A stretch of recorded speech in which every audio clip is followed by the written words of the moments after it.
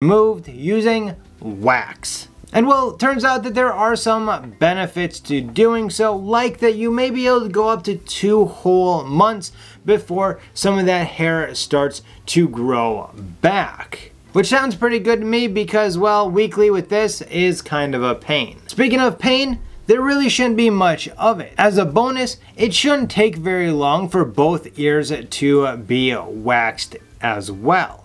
And they can wax both the outside of the ear and the inner hair that you have a hard time getting to. Although it is just a temporary hair removal, and I know we would much rather not deal with it ever, it is much cheaper than having it lasered off so we'd never have to deal with it. And you don't even have to go anywhere to have your ear hair waxed, because you can get at-home kits to do it yourself or have your significant other help you. Now before you run out and get yourself a ear hair removal kit, you do need to know that there are some downsides, because see, our skin on our ears are much more delicate than they are on our face and even our head.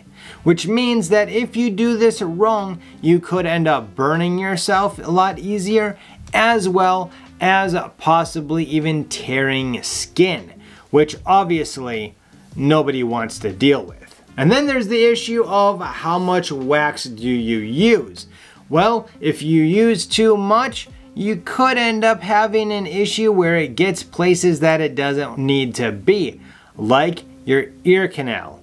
And if you really overdo it, your eardrum. It's not that far down in there, guys. It could happen. And lastly, just like whenever you remove a hair completely, whether it's shaving it below the skin or plucking it, you always increase your chance of getting an ingrown hair. And an ingrown hair in the ear does not sound like a very pleasant experience to me. And because of these issues, I decided to have my friend Roberta, who is a licensed cosmetologist educator. Yes! I got it right after the 10th time of trying this. I honestly am just kind of afraid to forcefully rip hair out of my ears. Don't be afraid. Do not be afraid. She claims that it's not that bad. But it's not. when you are forcibly removing the hair, what are the first steps? First, you're gonna cleanse the area with an antiseptic or anything that comes with the line. With the brand, and then you're going to remove the hair, and then you're going to cleanse any excess with some witch hazel and apply any aloe. Okay. So what if you don't have a witch hazel? Can you use something else, or any kind of aloe is or baby oil? Because really, that's just getting all the excess hair off and soothing the skin. Okay. Yeah. That makes sense. So basically, aftershave. You're just flushing the hair, or wiping the wax or whatever away from any excess wax off. Okay, that makes sense. Yes. You said the first step is to cleanse the ear. Yes. So that could be witch hazel or alcohol or anything like that. Preferably, antiseptic. What we picked up today didn't come with anything. So we're just going to go ahead and use 70% alcohol. My choice, not what you would prefer to do, but I had to buy everything to do this, and I'm cheap and she already had this. So I see that we have a couple of containers here. What are they? So we have a cream wax, which is great when you are doing a one pass. And you're also gonna use muslin strips. So that would be like for the arms and not so sensitive areas of skin. Correct. Okay. So it's great for coarse hair as well. Okay. But for ears, it's not, because you might want to go over it again. There's also hard wax, which is easier to use on like ears and nose, and taking it out quickly and removing it quickly. And also, you can use it more than once. So if like you wanted to use if you missed a little bit, you can go reapply. Okay. We have our sticks. We use the smaller sticks, so because it's a smaller little area. Right. Okay, I see we got a bottle of some kind of liquid. So this is It's kind of like the witch hazel. This is the post-wax remover. It'll easily get off any wax that is left on there. Okay. And then you also have some little makeup pads here. Cleansing pads. Now all waxes will have their own directions, and we're just warming it up in the microwave, correct? Correct, because it is a microwavable wax. So how do you test it to know that it's not hot enough? You said here that when you're stirring it and it ends up more like a warm honey or opaque, you're right. So also you can test it on your wrist. Now how long does that sit on my ear before until you it pull becomes hard, and then we remove. So is there too long of a time that it can sit on your ear? The longer that you leave it on, the more painful that it can be. So once it gets hard, and then you can remove it. Do it. Don't try and do it 2 at the same time. 1 at a time. All right, so the wax has just a little bit more to cool, so she is going to quickly clean out my ears. Can't forget that first step, right? You're not cleaning inside the ear then, you're just cleaning about like the outside where I'm the hair cleaning is. what I'm waxing. You are going to feel a little warm sensation. Okay. Should I scare her, guys? And start screaming? Don't do that. Don't ever do that. Yeah. Even if you think that you have that relationship with your cosmetologist or your hair person, don't ever play a prank on them. Yeah, it was just warm. It's not... Yep, perfect. That was it? No, not yet. Oh. Whenever you're ready. Yeah, I was going to say, like, that didn't hurt at all. But... And now you're going to pull it off of there? I am. And you pull it off with the stick? Yes. Okay. That did not hurt. It does too hurt. Okay, ready? Yeah. That did not even hurt.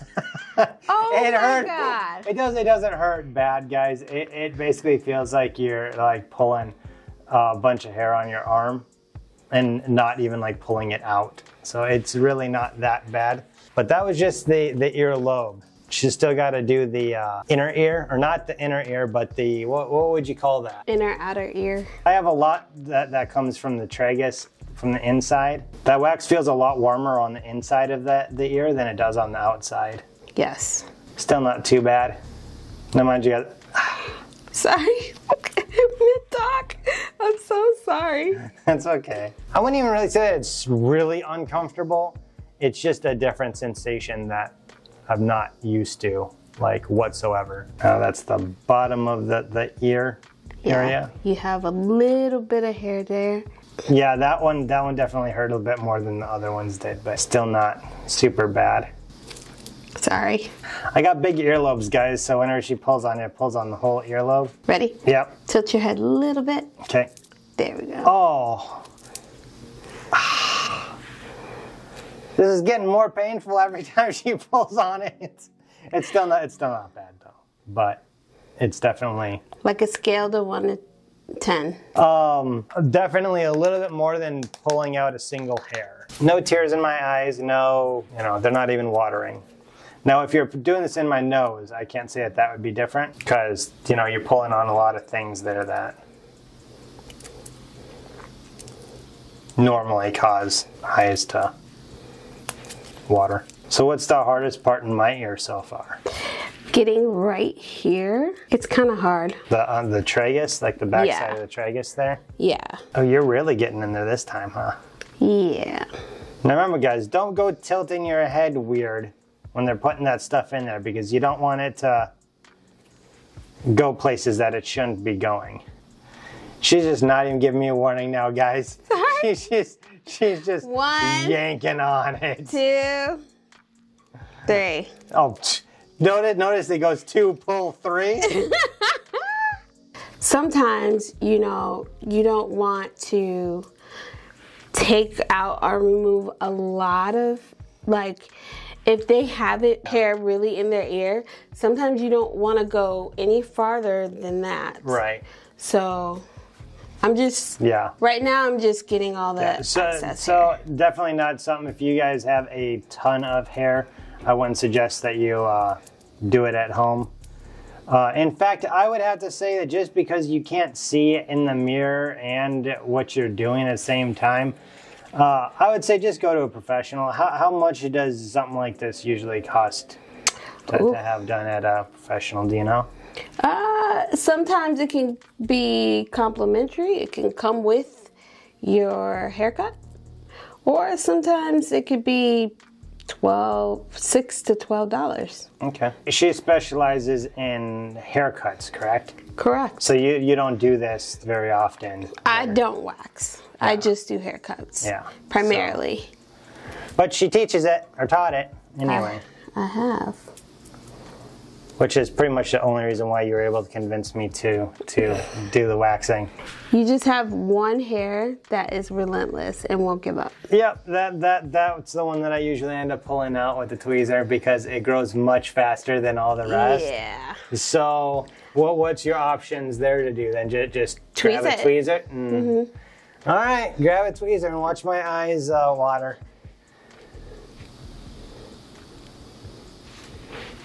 That hurts more than the waxing does, to be honest with you. Yeah, I told you. Just the one, a single hair. 1, 2, 3. That was a few hairs there. She's getting the really stubborn ones that don't want to come off with the wax. Like I said, this should last me about 2 months before I need to start looking for more hair growth. So probably about a month and a half, or about 2 months. Probably, I'm guessing about a month and 3 weeks, and I'll start to see hairs. That specifically that one. So I'm gonna clean it off. Clean it off. Sorry, while you're talking. And once again, are you using the cleaning solution that we picked up, or are you okay? It's the post. Okay. Wax. So she's gonna reheat it, and then we'll be back with the other side. And now with the wax warmed back to the proper consistency, she's gonna go ahead and do my left ear. And we're just gonna go ahead and speed on through this. Ow. Sorry. That one, I tried to do it quick. I know. That was better than the first time. That one doesn't have stubborn hair. That one was easy. Yeah. So both of my ears are now hair-free. Hair-free.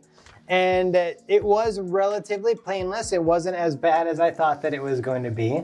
I think that it's something that would be worth maybe doing on very special occasions eventually. Definitely not something I would want done every couple of months. But you have a whole jar. Correction, you have a whole jar. Because I'm not bringing that stuff all the way home with. This brand that we use is from Gigi. Was about what, $12 for the wax, correct? Correct. 3-week update real quick. I have to say that I've had maybe 1 or 2 hairs that have popped up, but honestly they came out fairly easily, and all of the hairs on the inside of the ear are still not there, which that is the stuff that I really have a problem with, as you can't get it out very easily. So I have to say that the waxing is kind of impressive. And now back to your scheduled programming. So while she's cleaning up some of the mess, I just want to let you guys know what is in this. And actually, it's not too far off of a mustache wax, as it's got rosin, beeswax, glycerin, which there's a few waxes out there. That's 3 main ingredients. And then there's also a methylparaben and a propylbarian in there, which is probably just a thing to keep it from cooling down quite as fast. I'm not sure about those two, but it's really a fairly decent and a simple product that you're using around your ears. Hopefully you guys liked this video. If you did, please make sure to hit that thumbs up down below. Hit that subscribe. Leave me a comment down below if this is something that you would ever be interested to try. And of course, to see another video of her trimming up the beard and mustache down below, that's going to be a video that you may enjoy as well. Until next time, as always, you have a good one.